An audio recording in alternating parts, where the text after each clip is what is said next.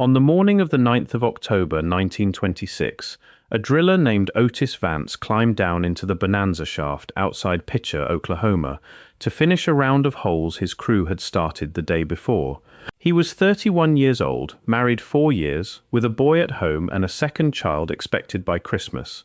and he had worked the tri-state lead and zinc field long enough to know the chert of the Boone Formation by the way it bit back against a drill steel.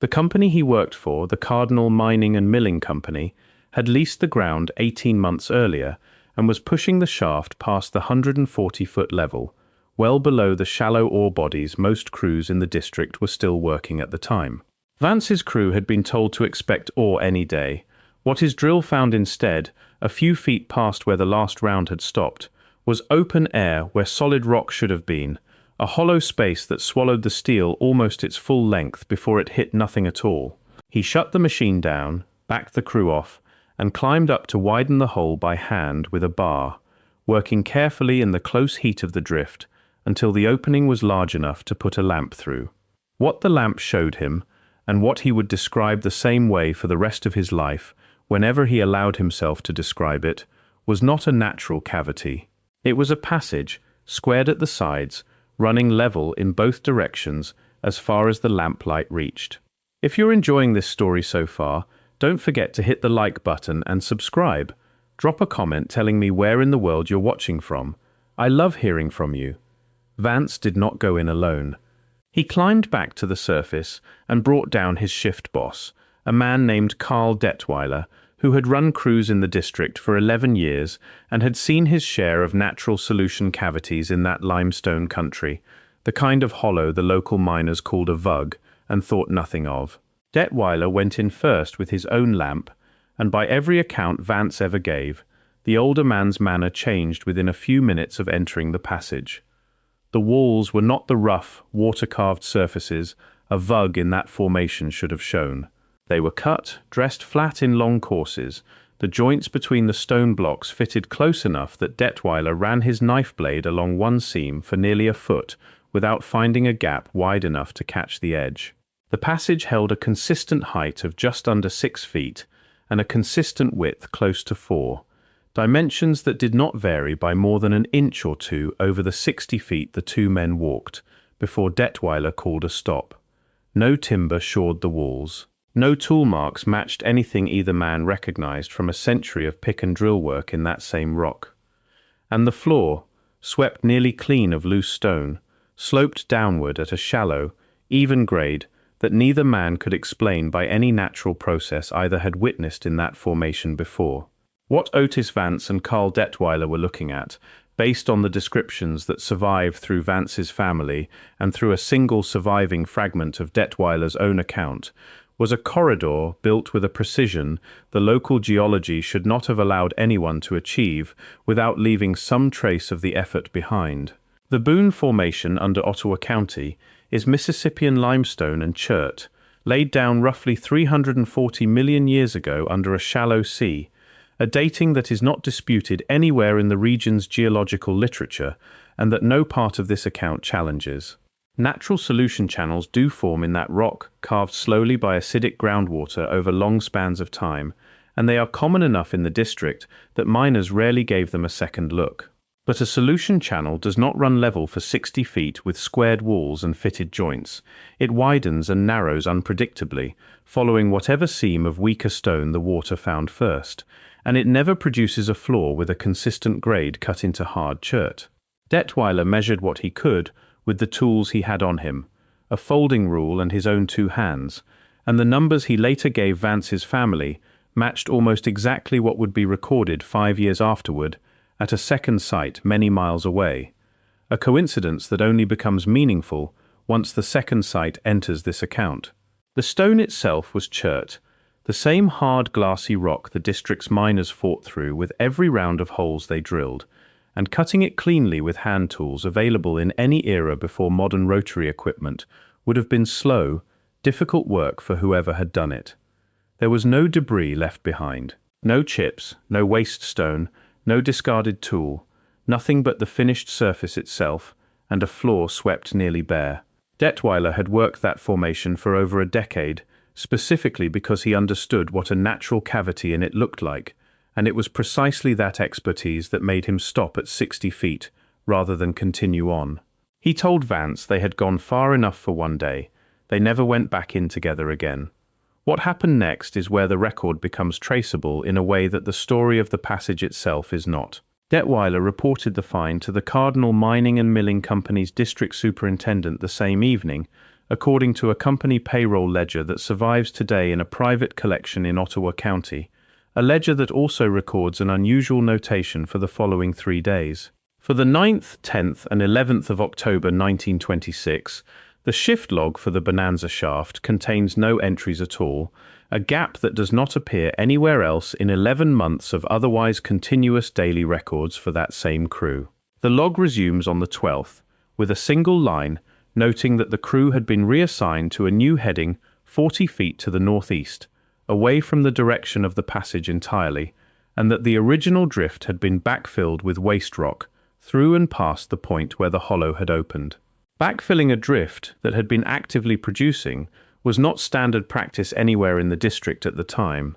and the labor and material cost of hauling enough waste rock to seal 60 feet of open passage would have been considerable for a company already operating on thin margins during a period of falling zinc prices. The company's own cost ledger for that quarter shows a line item for additional fill material that the mine's own engineer, in a margin note beside the figure, described only as authorized by the superintendent, no further explanation given. The same ledger records a second, smaller payment made that same week to a driller listed only by his last name, Vance, for what the entry calls extra shift work, a payment that does not correspond to any additional hours in the crew's regular timesheets for that period. Whether that payment was meant to secure Vance's silence in the same way Vance's own family always believed it was, or whether it reflected some other arrangement lost to time, the ledger itself offers no explanation, only the figure and the date beside it. No inspector from the State Mining Department appears to have visited the Bonanza shaft that October, though state inspectors did visit other Cardinal Mining and Milling properties in the district that same month according to surviving inspection records, a routine that makes the absence of any visit to the Bonanza shaft during the exact week of the backfilling harder to read as coincidence. Carl Detweiler left the company's employ the following spring, in the spring of 1927, and moved his family to a different mining camp in southwest Missouri. He never worked the tri-state field again under his own name, though a Cardinal Mining and Milling personnel card, also preserved in the same private collection, lists a Carl Detweiler working briefly under a construction contractor in Joplin later that same year before the trail runs cold. Otis Vance stayed in Picher and kept working the district's mines for another 2 decades, through the boom years and into the slower ones that followed. He told his wife about the passage once, not long after it happened, and told her almost nothing more about it for the rest of his life, except for one detail he repeated to her more than once in later years. He said the air in the passage, 60 feet in, had not carried the damp mineral smell that every other drift and drop in that district carried without exception. It had been dry, he said, and still, in a way that unsettled him more than the stonework had. Vance's daughter, interviewed decades later by a regional historian collecting oral histories of the district's mining families, recalled her father growing quiet whenever the subject of the Bonanza shaft came up at family gatherings, and remembered him once saying that whatever had cut that passage had known exactly what it was doing and had not needed a single wasted motion to do it. He never claimed to know who had built it or when.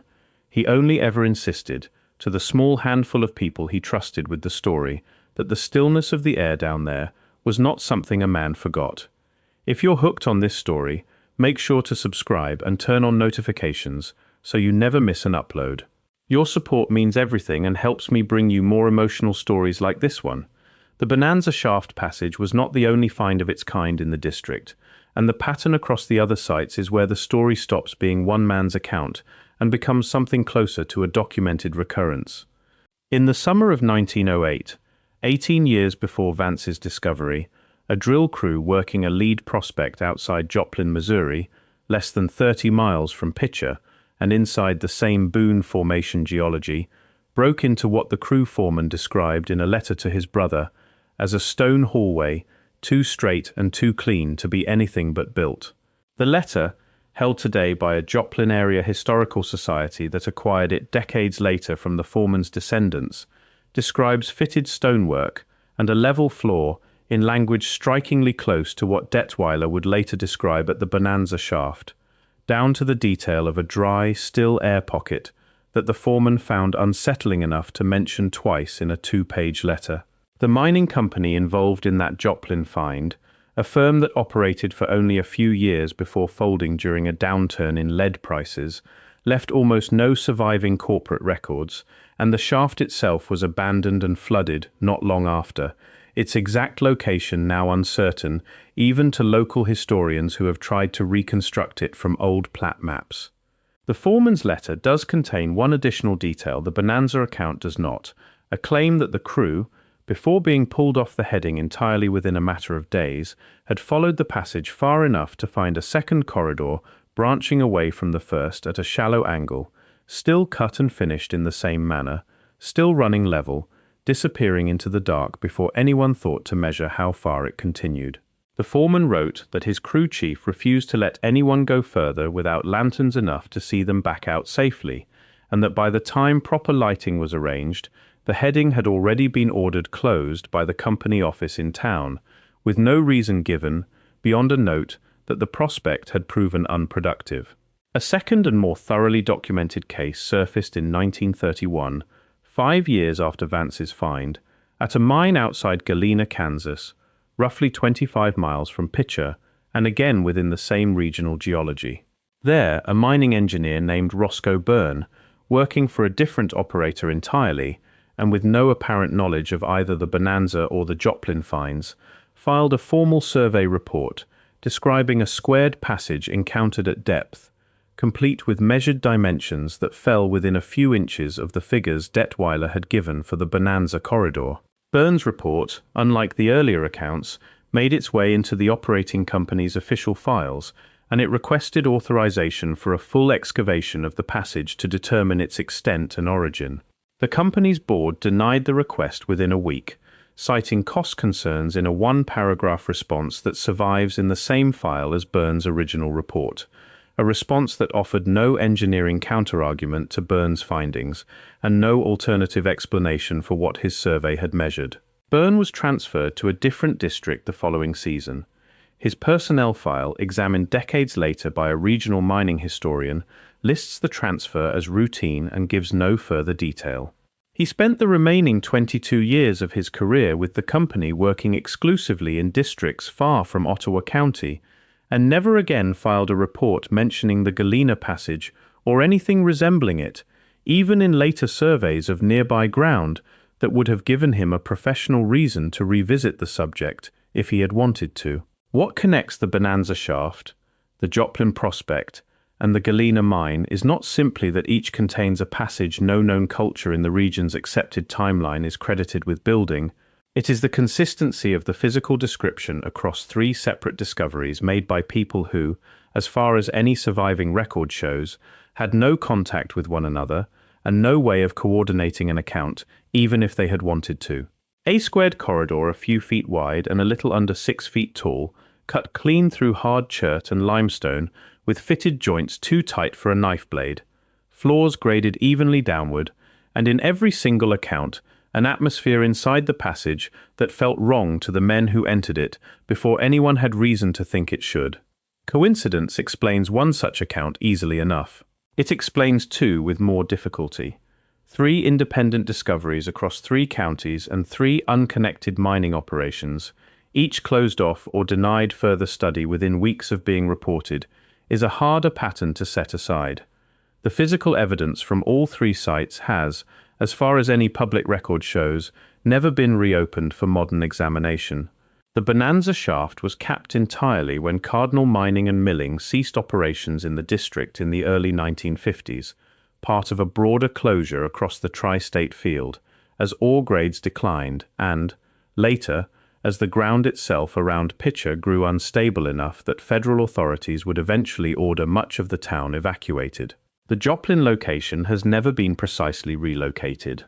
The Galena mine's surface workings were dismantled decades ago, though the shaft itself, according to county mineral records, was never formally sealed with concrete and remains, at least on paper, an open legal hazard that the current property owner has fenced off rather than filled. One piece of physical evidence did survive outside any institutional archive, and it is the piece that keeps this account from resting on testimony alone. Otis Vance, on the day he and Detweiler entered the passage, picked up a single loose fragment of the cut stone lying near the entrance, a flat piece roughly the size of a man's palm, worked smooth on one face in a way the surrounding chert never naturally takes, and carried it out in his coat pocket without telling Detweiler he had done so. He kept it in a cigar box for the rest of his life, and gave it to his son before he died in 1953.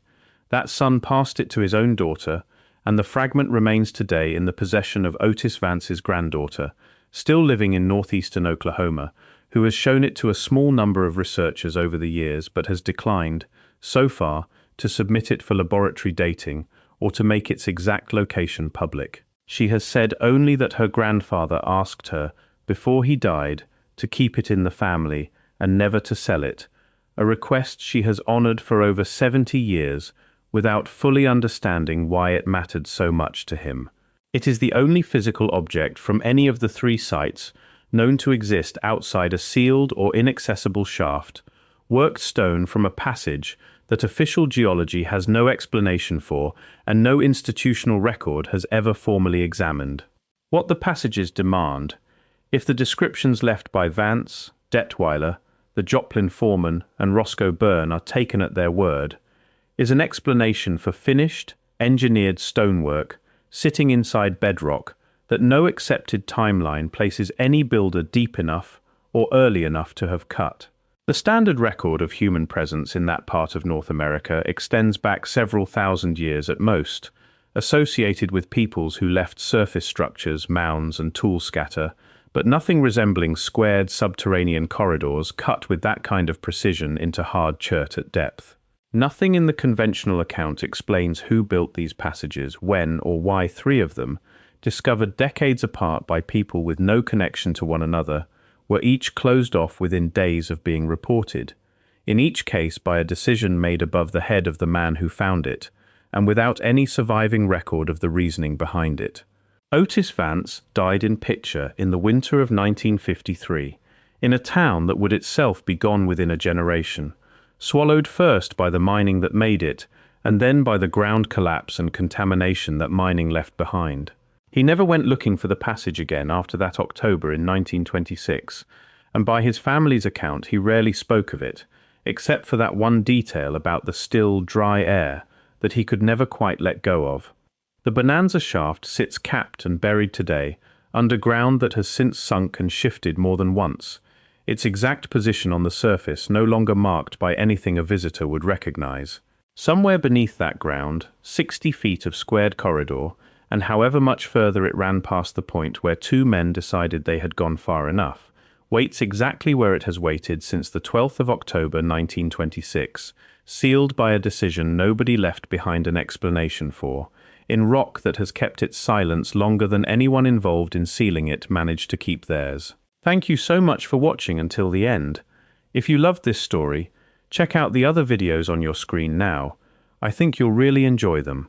And don't forget to subscribe if you haven't already. See you in the next story.